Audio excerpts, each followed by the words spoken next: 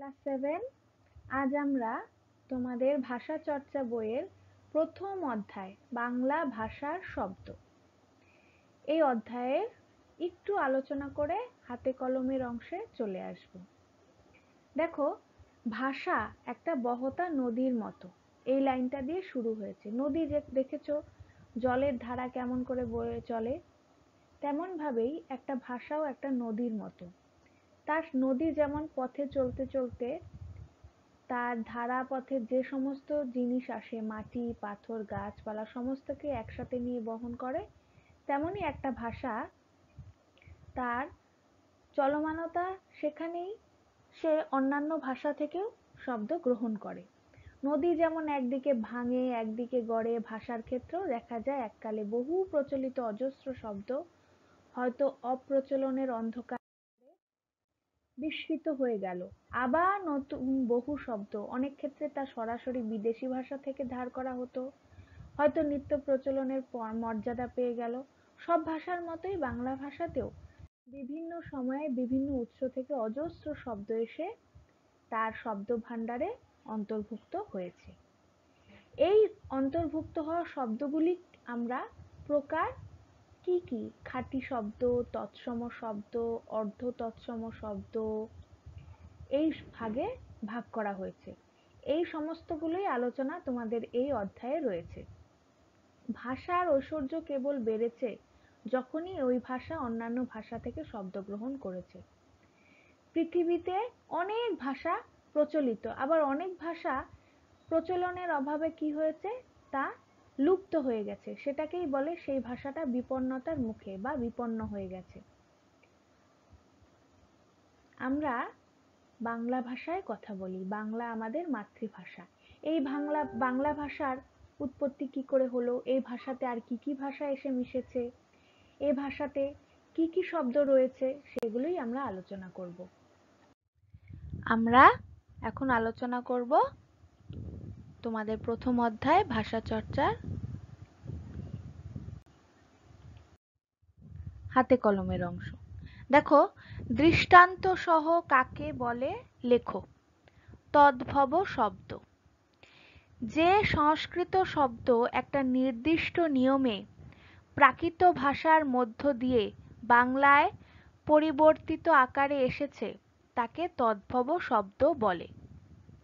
আবার বলি, যে সংস্কৃত শব্দ একটা নির্দিষ্ট নিয়মে প্রাকৃত ভাষার মধ্য দিয়ে বাংলায় পরিবর্তিত আকারে এসেছে তাকে তদ্ভব শব্দ বলে। তাহলে তদ্ভব শব্দ আসলে কি ছিল? একটা সংস্কৃত শব্দ ছিল, সেটা প্রাকৃত ভাষার মধ্যে দিয়ে পরিবর্তিত হয়ে বা পাল্টে এসেছে। যেমন সংস্কৃত শব্দ কি ছিল? হস্ত। প্রাকৃতে সেটা কি হয়ে গেল? হত্থ। এখন আমরা কি বলি? হাত। হস্ত, হত্থ, হাত। ভক্ত, ভত্ত, ভাত। সংকর শব্দ। এক ভাষার শব্দের সঙ্গে অন্য ভাষার শব্দের উপসর্গ প্রত্যয় মিশে যে শব্দ সৃষ্টি হয় তাকে সংকর শব্দ বা মিশ্র শব্দ বলে। কি? এক ভাষার শব্দের সঙ্গে অন্য ভাষার শব্দের উপসর্গ প্রত্যয় মিশে যে শব্দ সৃষ্টি হয় তাকে সংকর শব্দ বা মিশ্র শব্দ বলে। যেমন মাস্টার যোগ মশাই, আমরা কি বলি? মাস্টার মশাই। মাস্টার শব্দটা ইংরাজি আর মশাই হলো বাংলা শব্দ। ডাক্তারখানা, ডাক্তারখানা বিদেশি শব্দ ডাক্তার বা ইংরেজি শব্দ, আর বিদেশি প্রত্যয় খানা। বুঝতে পারলে সংকর শব্দ কি? প্রাকৃতজ শব্দ। বাংলা ভাষার প্রচলিত তদ্ভব শব্দগুলোকে প্রাকৃতজ শব্দ বলে। বাংলা ভাষায় প্রচলিত তদ্ভব শব্দগুলোকে প্রাকৃতজ শব্দ বলে। যেমন কজ্জ কাজ, মাইয়া মেয়ে। খাঁটি বাংলা শব্দ। প্রাকৃত মূল শব্দগুলিকেই খাঁটি বাংলা শব্দ বলা হয়। খাঁটি বাংলা শব্দ কোনগুলো? প্রাকৃত মূল শব্দগুলো, যেমন ভাত, কাঠ। বিদেশাগত শব্দ মানে বিদেশ থেকে যেগুলো আগত হয়েছে। বিভিন্ন সময় বিভিন্ন কারণে যেসব বিদেশি শব্দ বাংলা ভাষায় প্রবেশ করেছে তাদের বিদেশাগত শব্দ বলে। যেমন হাওয়া আরবি শব্দ, কোমর ফার্সি শব্দ।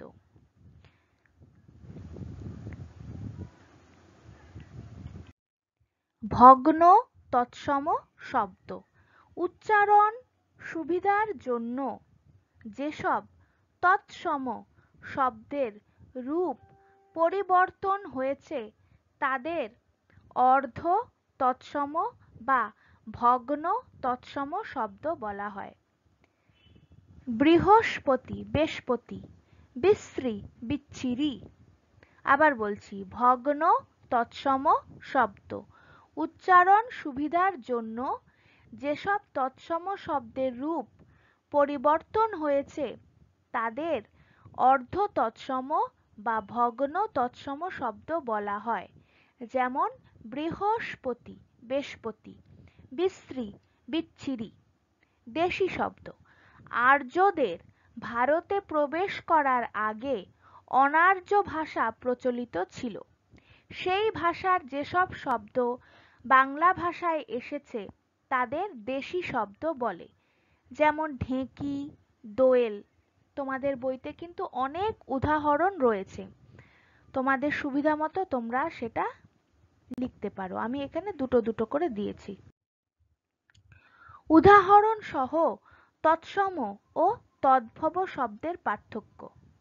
তৎসম শব্দ কি? সংস্কৃত থেকে সরাসরি বাংলায় এসেছে। যে শব্দ সংস্কৃত থেকে সরাসরি বাংলায় এসছে সেটাই কিন্তু তৎসম শব্দ। যেমন পুষ্প, আকাশ।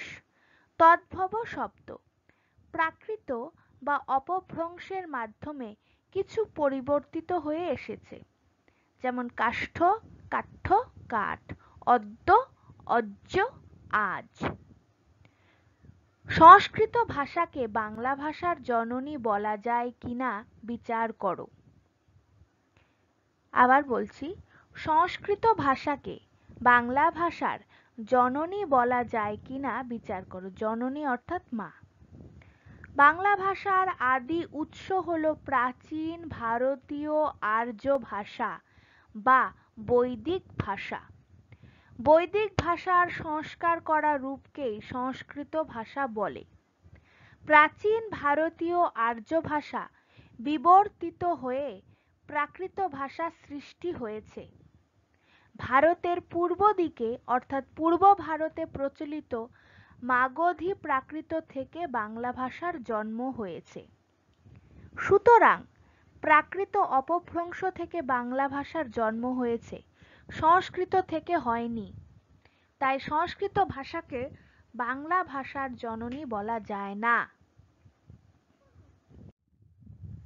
তদ্ভব ও অর্ধ তৎসম শব্দের পার্থক্য লেখো। যে শব্দ একটা নির্দিষ্ট নিয়মে প্রাকৃত ভাষার মধ্য দিয়ে বাংলায় পরিবর্তিত আকারে এসেছে তাকে তদ্ভব শব্দ বলে। যেমন ভক্ত, ভট্ট, ভাত। কিন্তু অর্ধ তৎসম শব্দ সংস্কৃত থেকে সরাসরি বাংলায় এসেছে, কিছুটা বিকৃত হয়েছে। যেমন শ্রাদ্ধ, ছেরাদ্দ। বাংলা ভাষায় বহু ব্যবহৃত 5টি বিদেশি শব্দ ও তাদের উৎস। চা, চা শব্দটি চীনা ভাষার। খরচ, এটা ফার্সি ভাষা। বাস, ইংরাজি ভাষা। আলমারি, পর্তুগিজ ভাষা। বাবা, তুর্কি ভাষা। শব্দের উৎস। তুমি একটা স্পাই, স্পাইটা বিদেশি শব্দ, ইংরাজি শব্দ। ইমারত তৈরি করা কত সোজা, ইমারত বিদেশি শব্দ, আরবি শব্দ। সোজা তদ্ভব শব্দ। সুযোগ পেলেই মাটিতে হাত লাগিয়ে ছানাছানি করতাম, মাটি তদ্ভব, হাত তদ্ভব, ছানাছানি দেশি শব্দ। মা বলবে ঠ্যাং দুটো কি কুৎসিত, মা তদ্ভব, ঠ্যাং তদ্ভব, কুৎসিত অর্ধ তৎসম। এই তুফানেতে কেউ গাং পাড়ি দিও না, তুফান বিদেশি তদ্ভব, গাং দেশি, পাড়ি তদ্ভব।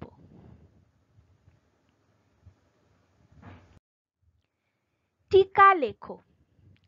খণ্ডিত শব্দ উচ্চারণের সুবিধার জন্য কিছু অংশ বাদ যায় তাকে খণ্ডিত শব্দ বলে। মানে উচ্চারণের সুবিধার জন্য তুমি কোনো শব্দের কিছু অংশ বাদ দিয়ে বললে, যেমন বাইসাইকেল শব্দটা কিন্তু বাইসাইকেল, আমরা কি বলি বাইক।